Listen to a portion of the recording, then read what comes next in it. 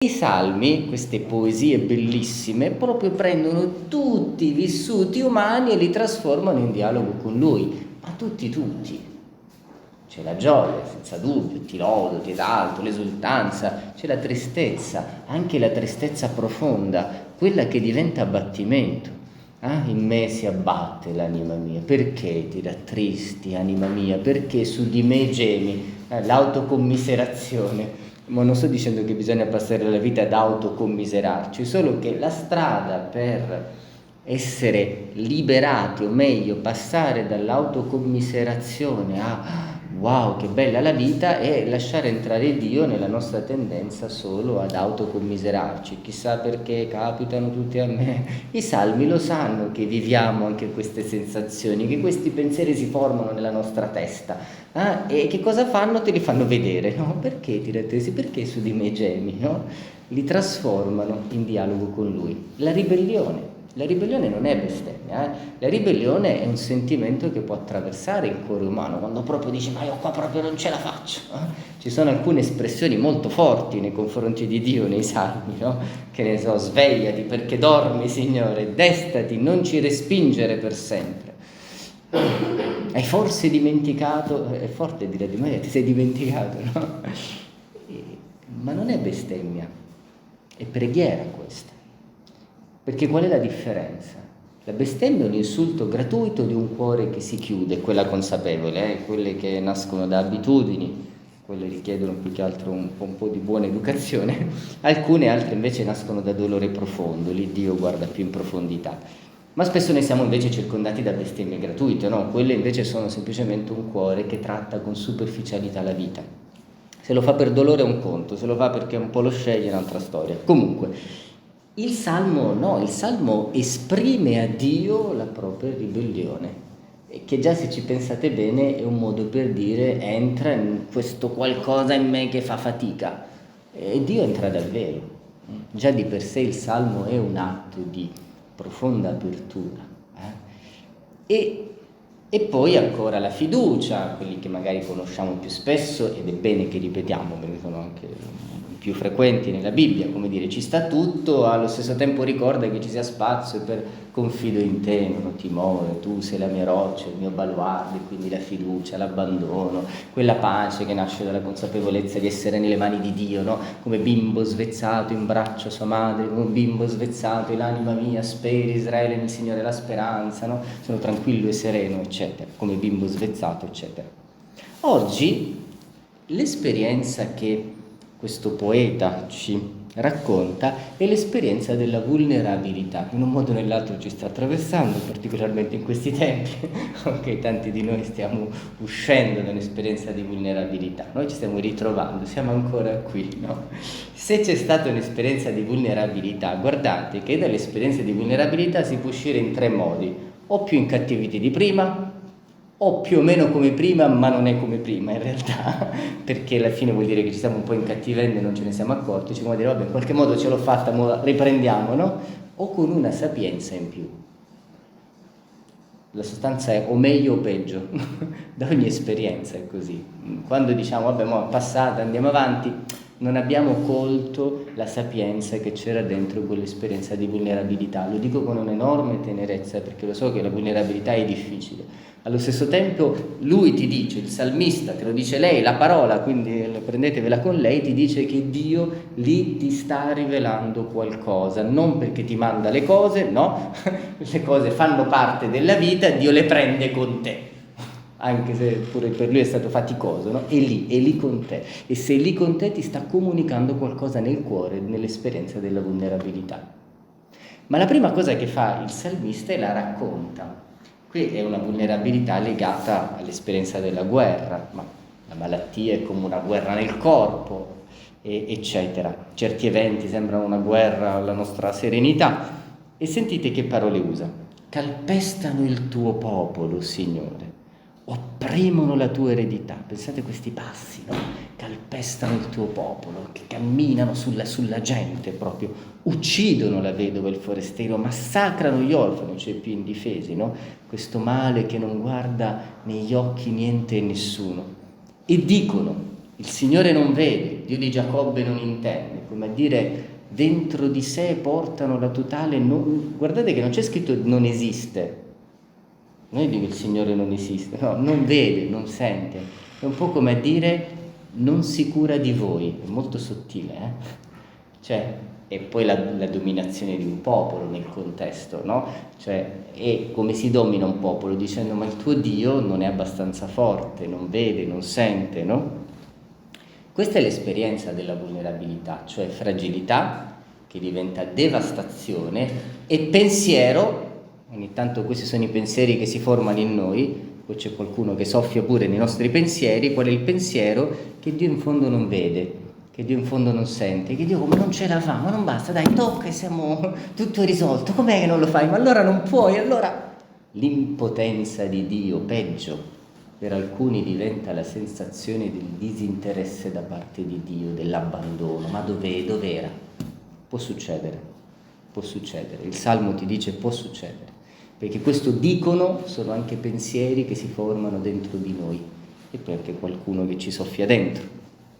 Ma mentre ti rivela questo, cioè che puoi vivere quella sensazione di mio Dio che devastazione, mio Dio il Signore dov'è? Ma la tua eredità, il tuo popolo, cioè dentro c'è tutto quel sentimento di carigno, mi viene da dire, cioè in portoghese, c'è proprio quella tenerezza, ma è il tuo popolo, l'hai fatto crescere tu, ma non vedi, cioè sono figli tuoi e io pure, no? Mi hai fatto crescere, mi hai anche convinto, cioè come metto insieme ciò che sta accadendo con l'amore che tu hai per me? A questo punto, dopo aver espresso quel dolore, quel senso di abbandono che si può provare nella vulnerabilità, è come se nascesse da dentro, e questo è il potere della parola quando la ascolti nel profondo, da dentro la fiamma della fede, quella fiducia profonda che stava lì come brace sotto quella cenere di così un po' di opacità, perché mio Dio che sta succedendo, quella fiamma si risveglia. E lui comincia, intendete ignoranti del popolo, che non vuol dire ignorante che sei, no, ma vuol dire voi che ancora non sapete fino in fondo, come tutti, è il principio della sapienza, sentirsi sempre un po' ignoranti, stolti quando diventerete saggi. E sentite cosa dice, chi ha formato l'orecchio forse non sente, il Signore non vede, chi ha plasmato l'occhio forse non vede, il Signore non intende, non vede, colui che insegna all'uomo il sapere, forse non punisce, cioè vuol dire nel contesto nostro non interverrà, colui che ti ha donato tutta questa sapienza, per cui tu ti stai rendendo conto che qualcosa stona, perché se ti rendi conto che stona perché sei sapiente, colui che ti insegna il sapere, che ti fa arrivare a capire questa stonatura, che ti ha fatto camminare lungo la vita, ma pensi che non interverrà in maniera sapiente? Non temere, il Signore non respinge il suo popolo, non abbandona la sua eredità. Allora oggi, e finisco, questa è forse quella fiamma da contattare dentro di noi. Se ci ha attraversato questa sensazione, magari in parte di vulnerabilità, bene, succede. Se la vediamo, raccogliamola e presentiamola a Dio negli altri, allo stesso tempo ascolta questo. Uno, non è solo Dio interverrà, è troppo poco. Uno, Dio che ti ha fatta capace di vedere il dolore, che ha plasmato l'occhio e di desiderare il bene. Vuoi che non veda il dolore e non veda quel bene che desideri, che non ti conduca lungo un sentiero che terminerà, si compirà in una prospettiva di bene, magari già al presente, quando guariamo, quando finiscono le situazioni, di sicuro in prospettiva futura. Questo ricordalo, cioè il salmista ti sta dicendo tu che sei capace di soffrire per il dolore, di sognare qualcosa di bello per cui le cose stonano. Ricordati che questa capacità che hai, che ti rende così umana, lui ti insegna il sapere, questa capacità è solo un riflesso di questa, cioè non è solo, è un enorme riflesso di questa sapienza di Dio, di come è Dio dentro di sé. Dio vede fino in fondo e desidera il bene per la tua vita. Chi ha plasmato l'occhio, chi ha plasmato l'orecchio forse non sente, tu che hai questa capacità di sentire il dolore, sentirlo nel profondo, di sentire anche il dolore degli altri e allo stesso tempo di sentire, capite, un sentire profondo che riguarda proprio capacità profonde dentro di noi di ascoltare l'eco di ciò che magari altre non arrivano a dire. Ricorda che Dio ascolta l'eco del tuo cuore, Dio c'è, anzi tutto c'è, Egli ha visto tutto e vede tutto e interviene, perché il Signore non respinge il suo popolo e non abbandona la sua eredità. Bellissimo, che sono i due verbi del dolore più terribile. Il dolore più terribile in genere è respinto e abbandonato, sono poi simili, no? Respinto perché, mamma mia, no? La persona respinta, cancellata o abbandonata, cioè prima presa, perché respingo ciò che, abbandono in realtà ciò che prima ho accolto, no? E respingo, sì, respinto è brutto, sia che ti abbiano accolto prima oppure no. Dio queste cose non le fa. Dio ti accoglie e Dio c'è e rimane. E quindi il giudizio tornerà a essere giusto, che è detto in termini anche più attualizzati, no? Una via si è aperta e si sta aprendo. E il tuo modo di guardare alla vita, che adesso è confuso, perché l'intervento è nella vita e nel tuo modo di guardarla, il giudizio, no? Che tu sei confuso, no? Come dire, tu stai provando sta confusione? Ricorda, ascolta questa fiamma e continua a rimanere aperta a Lui e ne uscirai con un giudizio più profondo, con una capacità di sapienza più profonda. E forse una bella domanda che possiamo farci dopo queste esperienze di vulnerabilità, dopo questo itinerario: mio Dio, no, ma Dio c'è, si sta riaprendo una strada, che è una strada concreta, si riprende la vita, e interiore, lo sguardo che cambia. Una bella domanda da farsi è: dopo questa esperienza il mio giudizio, il mio modo di guardare la vita, com'è cambiato? Cambiato si può significare due cose: cambiato perché certe cose sono cambiate, o cambiato perché certe cose si sono approfondite. Che ne so, prima sapevo che c'era la vulnerabilità e che bisognava affidarsi a Dio, mo lo so, adesso lo so più profondamente. Prima sapevo che davvero la vita è un soffio, adesso lo so più profondamente, ma se è un soffio nel suo passare veloce, allora improvvisamente il mio oggi assume la densità, l'intensità di un diamante, perché il mio oggi è da vivere. Capite?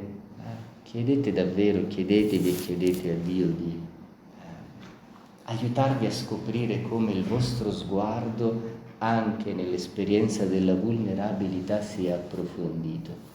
Allora i giorni che continueremo a vivere, quelli che Dio vorrà, saranno giorni più veri di quelli di prima.